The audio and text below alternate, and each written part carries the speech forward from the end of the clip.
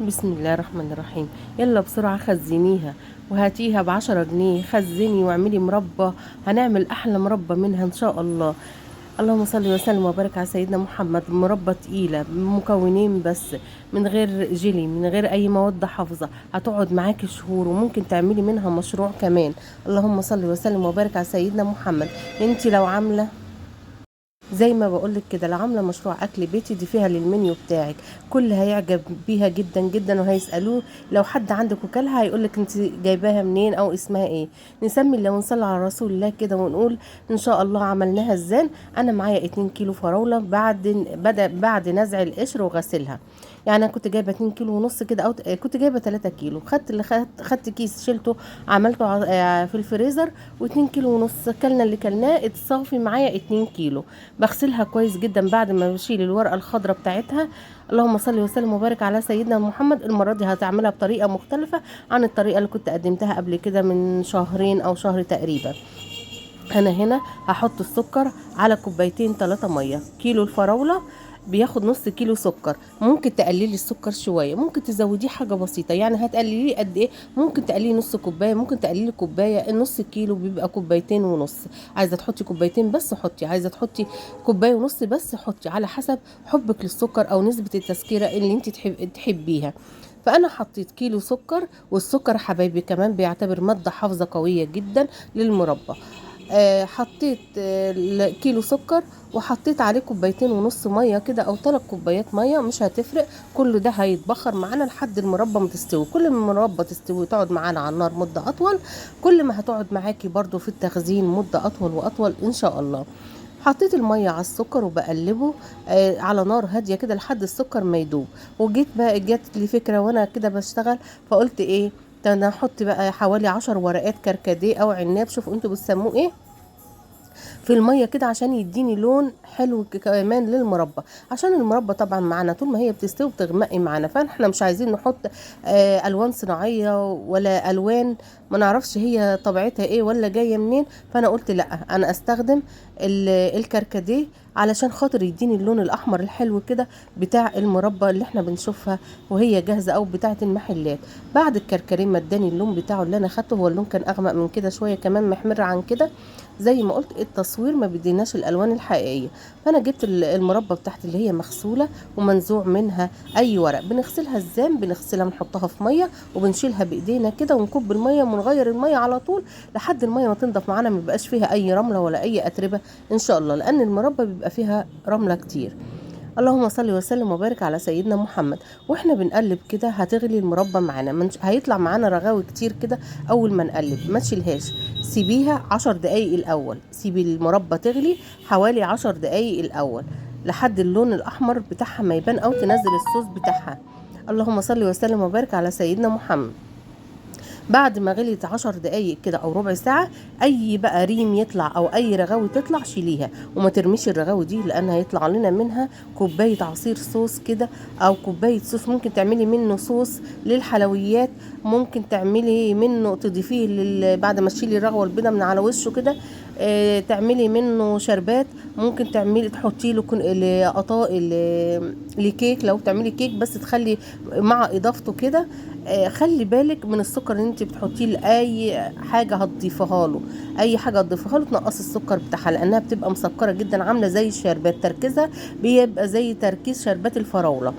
اللهم صل وسلم وبارك على سيدنا محمد. او تزوديها ميه بقى وتعمليها زي ما هنشوف دلوقتي، كوبايه شربات فراوله، بيبقى طعمها جميل جدا. او ممكن تضيفيها برضو مع كيس الفراوله اللي انت هتخزنيه، ضيفها له. هتوفر عليكي سكر للعصير لانها بتبقى مسكره جدا. حتى لو احتاجنا معلقه 2 بس هنضيفها له من السكر للعصير. يعني انت لو خدتي الرغاوي دي، شلتي الرغوه البيضه اللي بتبقى لان بيبقى تحتيها صوص، شلتي الرغوه البيضه رميتيها واخدتي الصوص اللي باقي تحت الرغوه دي، حطيه بقى الكيس الفراوله اللي انت هتستخدميه او اللي انت مخزناه او اللي انت هتعمليه عصير.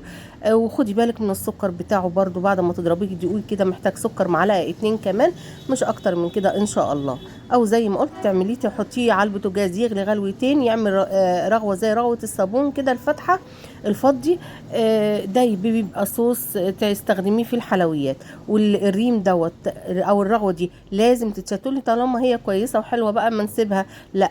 ديت الرغوه دي اذا سبتيها حبيبتي هتعفن الفراوله وهتخليها تحمض وتخليها تسكر. يعني نسبه التلف بتاعتها بتبقى سريعه جدا، بدل ما تقعد معاكي شهر واتنين هتقعد معاكي اسبوع او 10 ايام بالكتير قوي اذا ما شلتيش الرغوه دي. فلازم نشيل الرغوه دي علشان نحافظ على سلامه المربى اللي احنا بنعملها وتعيش معانا مده اطول ومده حفظها يكون اعلى كمان. وهنضيف كمان اضافه بسيطه جدا جدا، حابه تضيفيها ضيفيها، مش حابه تضيفيها ما تضيفهاش، بتعتبر كماده حافظه.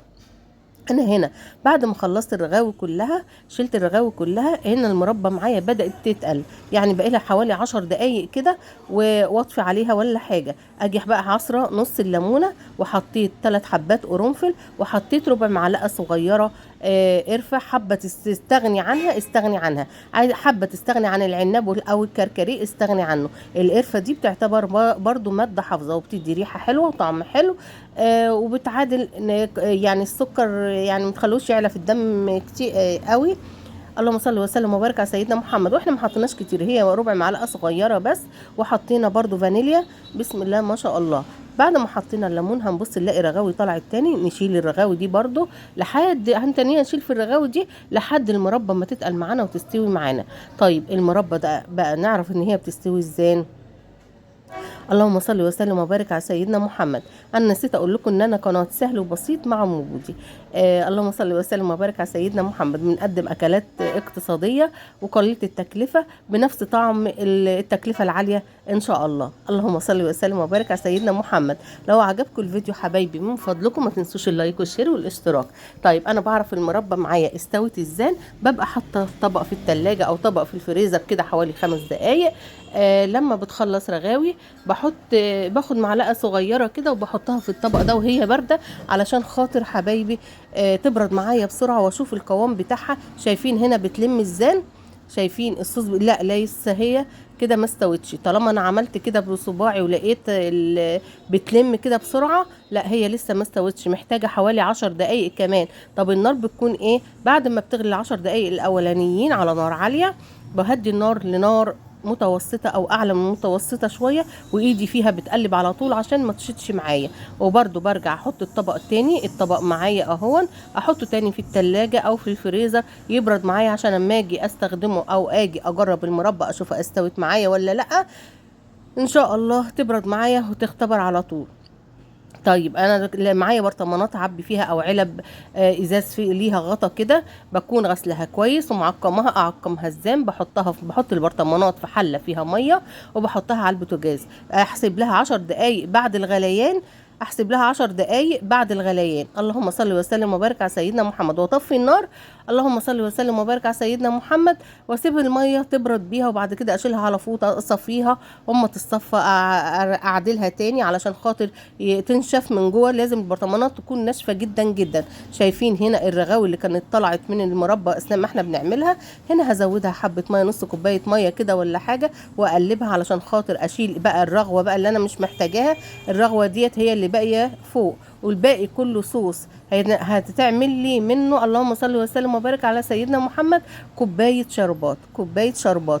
زي مش عايزه تضيفي ميه ومش عايزه تبقى شربات، حطيها فوق كيس المربى اللي انت شلتيه، او شيليها في التلاجة ضيفيها لاي حاجه، زيني بيها وش رز بلبن او مهلبيه، او ضيفيها تبقى مهلبيه لونها روز. اللهم صل وسلم وبارك على سيدنا محمد.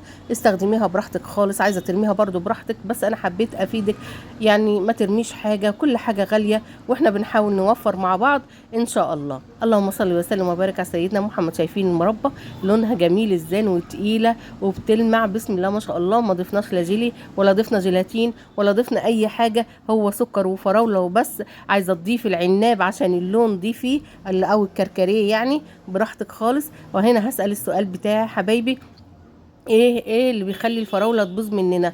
وايه ماده الحفظ اللي غير السكر اللي احنا بنضيفه للفراوله؟ ايه مادة الحفظ اللي احنا ضفناها اثناء العمايل. شايفين المربى بسم الله ما شاء الله اهي، لا بتلم ولا فيها صوص نازل بيسيح منها كده ولا حاجة. هنا الفراولة بتاعتي المربى بتاعتي مستوية سوا جميل جدا جدا وزي الجاهزة بالظبط.